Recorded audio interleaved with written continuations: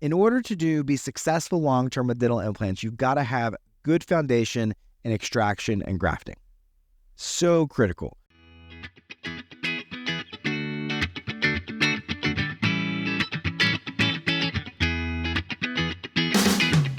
Welcome back to the Millennial Dentist Podcast, a podcast all about working smarter, not harder.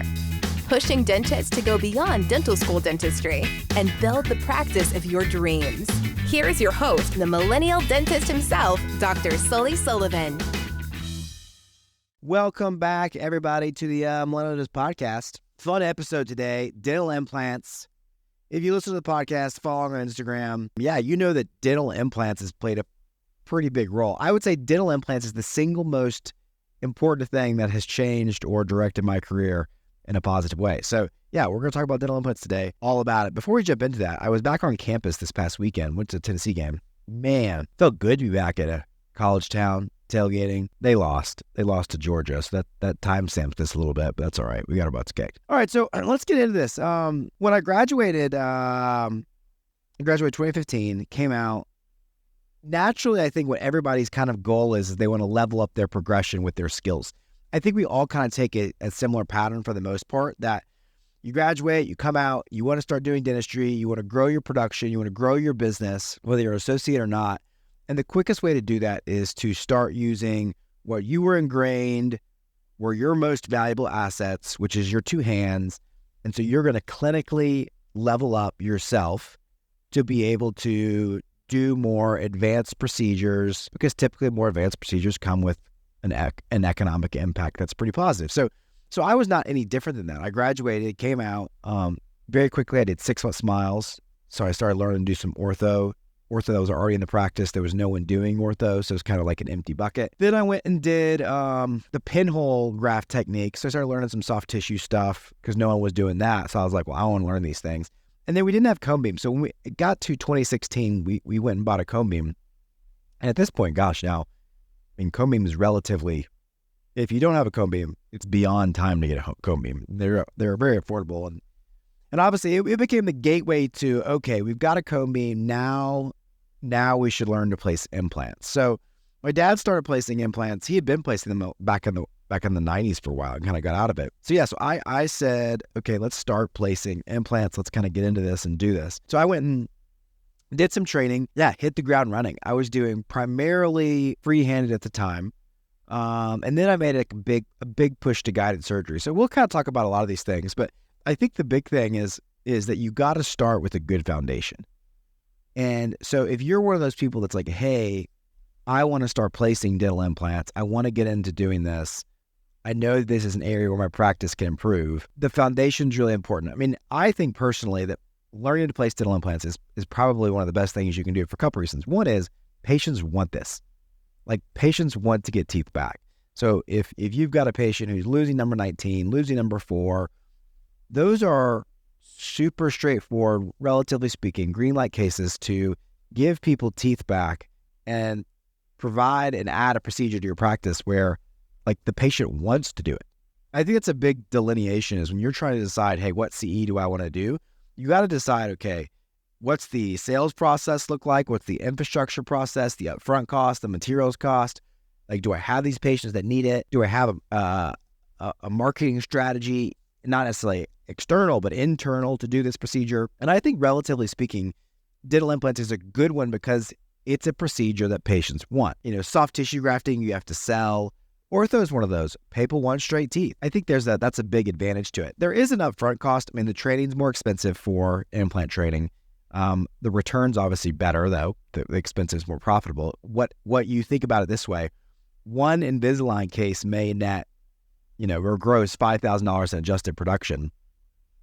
One tooth may net $5,000 in adjusted production. So, I mean, that's a pretty significant difference. And we'll kind of talk about how we do that from a standpoint of like, we want to do a single implant in 2 visits.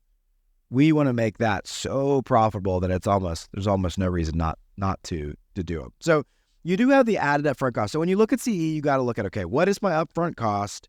What is my material cost? What is my potential marketing cost? And do I even have the patients to do it? Because I want to know, okay, I've got an internal base of people within my practice that I can go do this dentistry on. I had this conversation with one of our masterminders last week while we were on a call, and he was, he's struggling to advance the surgical portion of his practice, which is what he wants, yet he bought a non-surgical practice. So I was kind of giving him a little bit of a hard time because I was like, hey, one of the challenges you have is we got a practice that historically is a younger group. It's like probably an average age of like 30. And so you got relatively healthy people who maybe are actually more in cosmetic stuff, but they aren't necessarily losing teeth. Yet if you're wanting to grow your implants, your ridge augmentation, your sinus lift business, eventually your hybrid business, like that's not the same pool of patients that you need. So that's another thing that I think you got to look at when you're looking to take CE is you got to say, okay, what is the inventory of the current patient base that I have? Like, do we even need this procedure?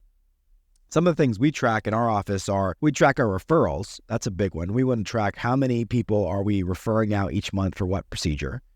This has been huge for Dr. Sarah, the newest dentist in our practice, because you come in and you're now the sixth dentist in the office, and we don't have a massive hygiene pool. We have 5 hygienists, so it's not like that ratio is not great for the doctors. So trying to figure out how you're going to grow your book of business is important.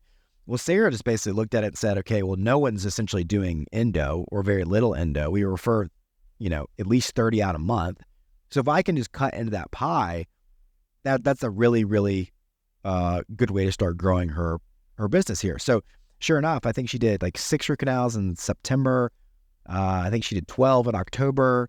I'm in November recording this, and she's on pace to do maybe another 8 or 10 or so. So talk about a well thought out approach to, I'm not going to just necessarily do what I want to do. Maybe I'll learn to like it.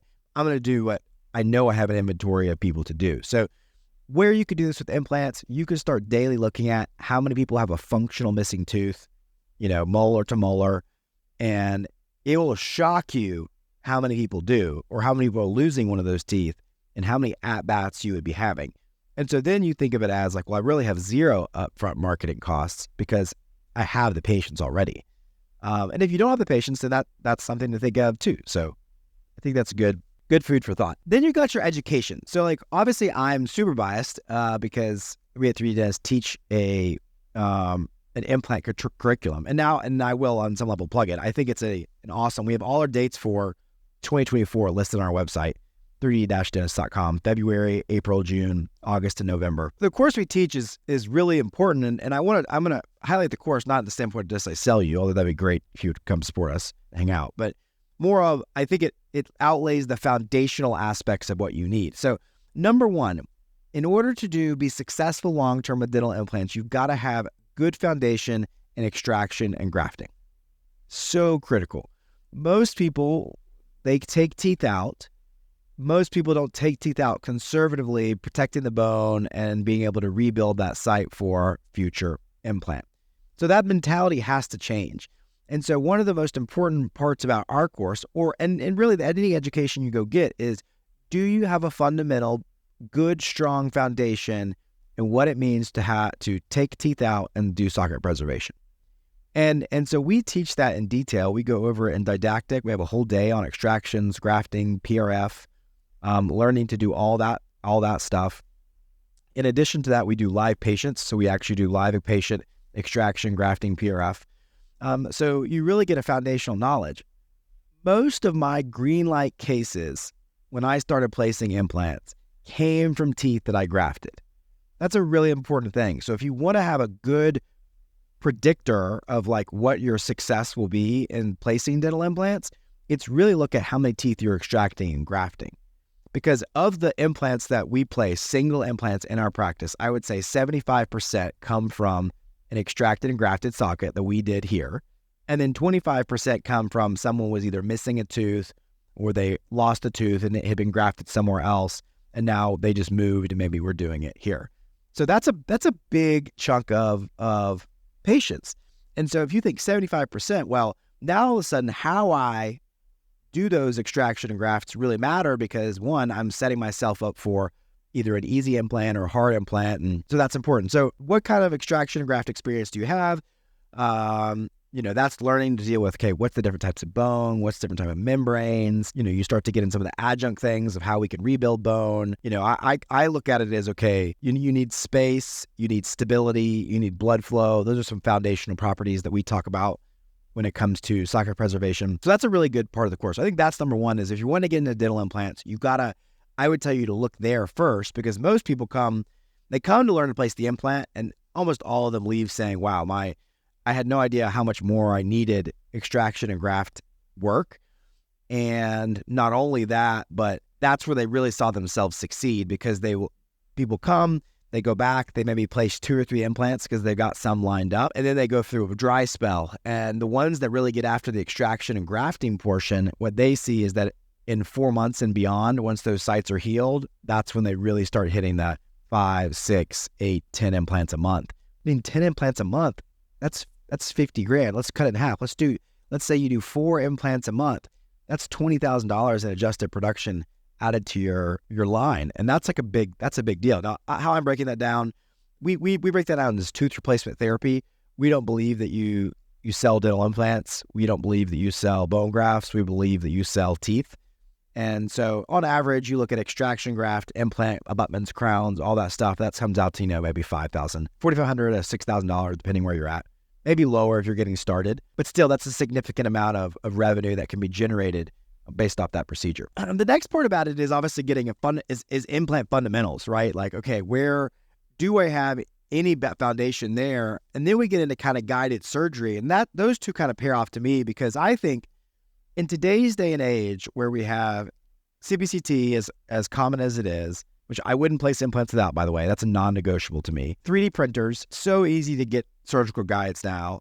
You've got all sorts of software out there, from free to not less free to really nice software. Implant software is built into the cone beams. I mean, there's all sorts of things. Your access to be able to make guides in a timely manner is really realistic. There's no reason that you shouldn't be able to get a guide back within, a week to 2 weeks for $150 to $250. And, when you look about how that can set you up for success moving forward down the road, to me, that's easy money.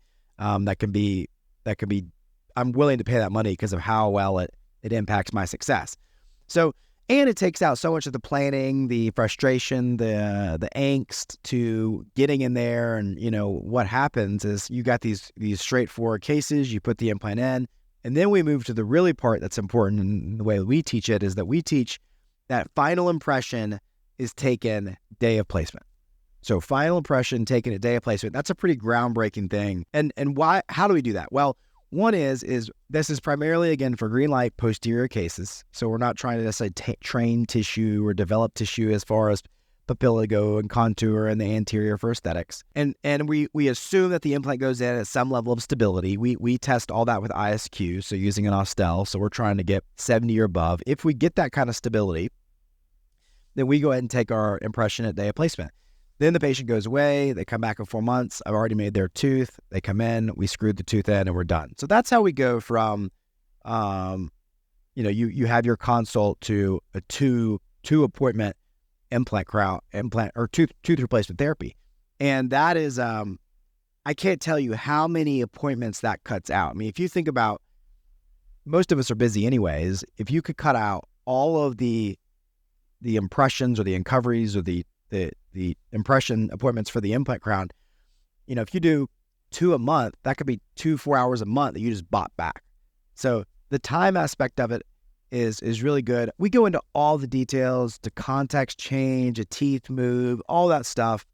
But if you're not doing it, like, it's one of those things that, like, I didn't believe it. Then I start doing it. I'm like, this is crazy. Why would I ever do it differently? I tried to convince my dad. He was like, it doesn't work.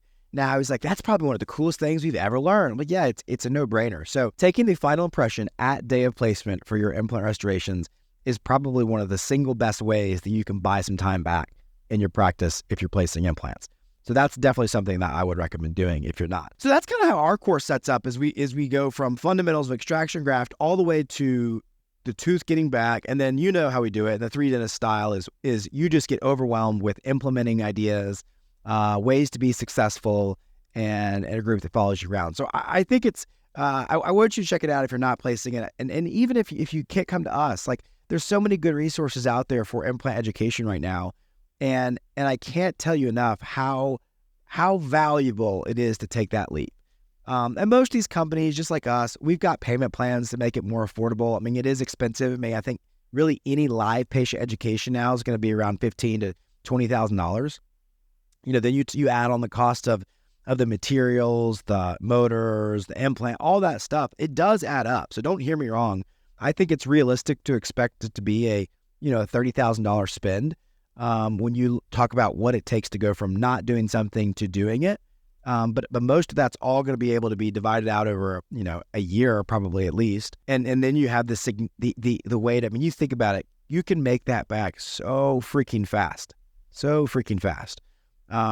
double down on your education, double down on your clinical growth, keep moving that along, because I do think that's a great way to advance your career early on. And then you got to make sure that, I've talked about this before, as important as your clinical skills are, you got to make sure that you're leveling up your communication skills with it. So that's one of the reasons I feel like that what we do at 3D Dentist is really valuable, is because we help you level up your clinical skills, but we try to help you bring your communication skills along with it.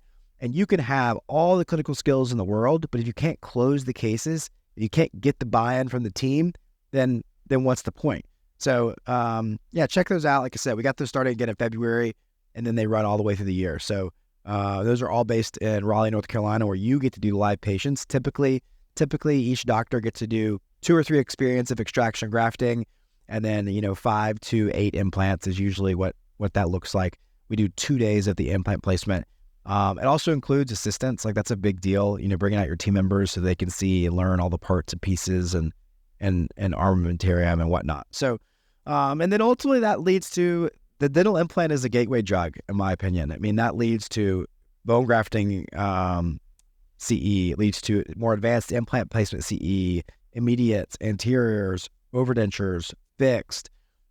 So I truly believe that if you haven't taken the step to go into dental implants and take education on that and bring that into your practice, you've got to make 2024 that year. So I hope you enjoy this episode. I think it's just it's a good highlight on what I believe is such an important part of our practice, and work smarter, not harder. That's what implants are. We'll see you next time.